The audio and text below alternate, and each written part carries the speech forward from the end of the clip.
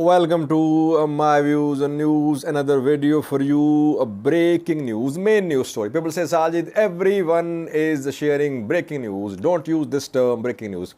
That is why I avoid using the term breaking news. Main news story is about a statement issued by 6 countries about war in Ethiopia. The statement seems to be a message not for Tigray regional government but for Ethiopian federal government. This is first joint statement by 6 countries leading to considerable pressure upon Ethiopian federal government. Which 6 countries spoke? What did they say? And second news story is about Getachew's statement just a few minutes ago. He tweeted and he spoke about battlefield situation. Has ENDF gained any military leverage in Tigray? Are ENDF at an advantage militarily now in Tigray? He spoke in detail. We'll analyze his words, what he's saying. Can we say that it is what facts are on the ground? Firstly, viewers, 6 countries have issued a joint statement released by US State Department. The 6 countries are asking for some actions to put an end to the war in northern Ethiopia. Which 6 countries spoke? What are their demands or what are their suggestions, and is this statement going to lead to pressure upon Ethiopian federal government, Eritrean government or Tigray regional government? The 6 countries are Australia, Denmark, Germany, the Netherlands, UK and US. US State Department today issued this statement mentioning the 6 countries. The 6 countries are requesting that the war should come to an end in northern Ethiopia. They are concerned at resumption of armed hostilities in Ethiopia, and they are urging the parties to conflict to immediately halt all military offensives, to agree to cessation of hostilities, and to start talks under the auspices of African Union. And they are asking for access, humanitarian access, access for human rights organizations to Ethiopia, to Tigray. The 6 countries say that UN Inquiry Commission on Ethiopia a few days ago submitted a report about human rights abuses committed during the conflict in Ethiopia, which started in November 2020. The 6 countries say that starvation was used as a weapon of war. So this statement is a charge sheet against Ethiopian federal government. The 6 countries say, quoting UN Inquiry Commission on Ethiopia, that Ethiopian government is using starvation as a weapon of war. Secondly, they are demanding access for human rights organizations to the areas where atrocities, human rights violations were committed. A few days ago, UN Inquiry Commission on Ethiopia visited Ethiopia. Commission was not allowed to visit Tigray. They are demanding access to Tigray for delivery of aid as well. Now, the statement will definitely lead to tremendous pressure upon Ethiopian federal government. Why? Because all the points mentioned in the statement are what Tigray have been agreeing to. The countries, 6 countries, are condemning escalating, the word is escalating, Eritrean involvement in the war, and they are saying that Eritrean forces must withdraw to their borders. Tigray on the 11th of September last month offered cessation of hostilities. So Tigray is ready.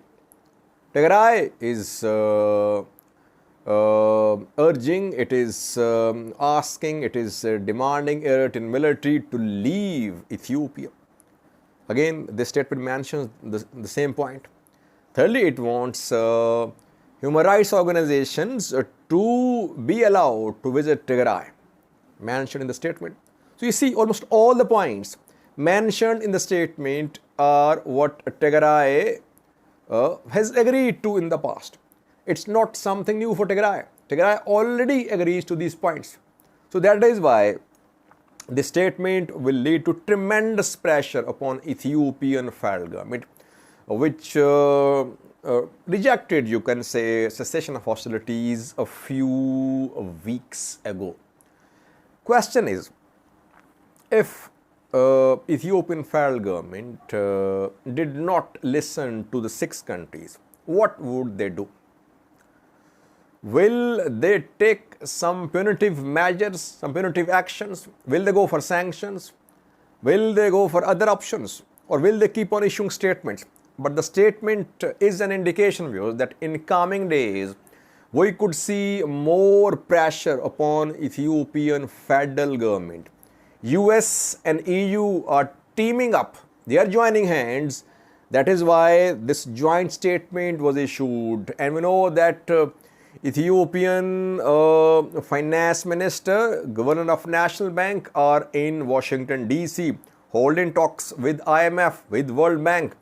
Ethiopian economy could be crippled if US EU decide to impose crippling sanctions on the economy. I think the statement is a message for Ethiopian federal government that it must agree to cessation of hostilities offered by Tigray last month, and it is a warning to Eritrea as well, though EU, US have very little leverage when it comes to putting pressure upon Eritrea.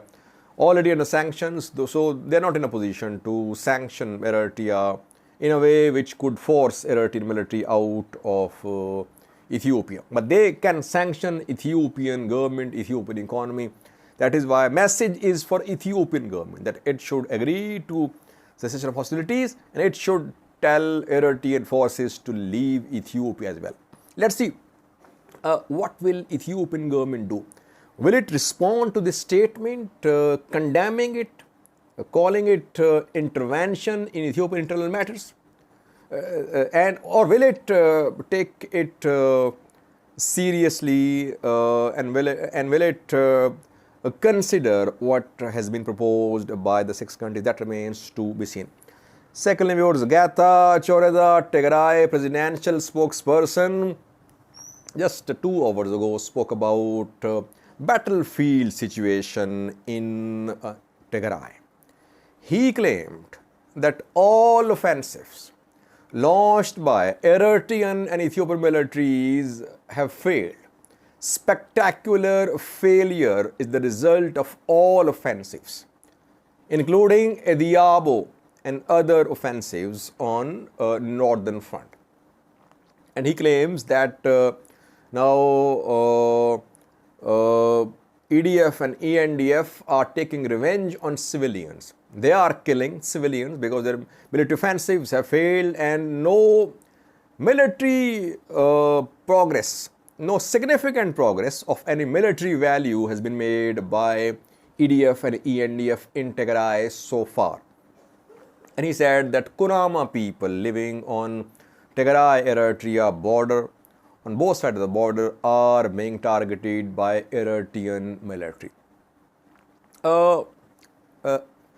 Let's analyze Getachew's statement. Firstly, EDF and ENDF forced TDF to retreat from Wallo. TDF was close to Woldia, so it was forced to retreat. Secondly, EDF and ENDF offensives stopped Tigray forces from penetrating Wolkait. Yes, they could not gain ground in Tigray. Only Shiraro and some areas to the east of Shiraro, to the north of Shire, are under EDF, ENDF control. But no major city of Tigray is under EDF-ENDF control. So we cannot say that it's a spectacular failure. No. Once again, EDF and ENDF have pushed Tigray forces from Wollo back into Tigray. Tigray is once again into Tigray from Wollo, and it is considering opening an offensive on Volkayet, but mainly Tigray forces which were on the offensive are now in defensive mode. So I wouldn't say that EDF-ENDF offensives were a spectacular failure. No, they worked. First phase was to push Tigray forces back into Tigray. They succeeded. In the second phase, when EDF-ENDF want to capture Tigray, they are facing problems. They are facing challenges. Tigray is fighting to protect each and every inch of its territory. And it is becoming difficult, definitely, for EDF-ENDF to gain ground in Tigray. But time is on the side of EDF and ENDF. If they want to capture big cities, they can if they continue their offensives towards Tigray. But I have been saying they can never capture entire Tigray. War won't come to an end. Guerrilla warfare will start. TDF will keep on fighting. So it's a mixed sort of conclusion that we can draw after around 50 days of this third round of fighting. We cannot say that TDF has repelled all offensives. TDF has a tremendous military leverage. At the same time, we cannot say that ENDF and EDF have military leverage and they can now dictate terms at the table. No, both sides have some leverage. Overall stalemate. But EDF, ENDF, they have an advantage that they have unlimited supply of manpower, weapons, and they can continue this war for a long time. Tigray has limited options if this war drags on.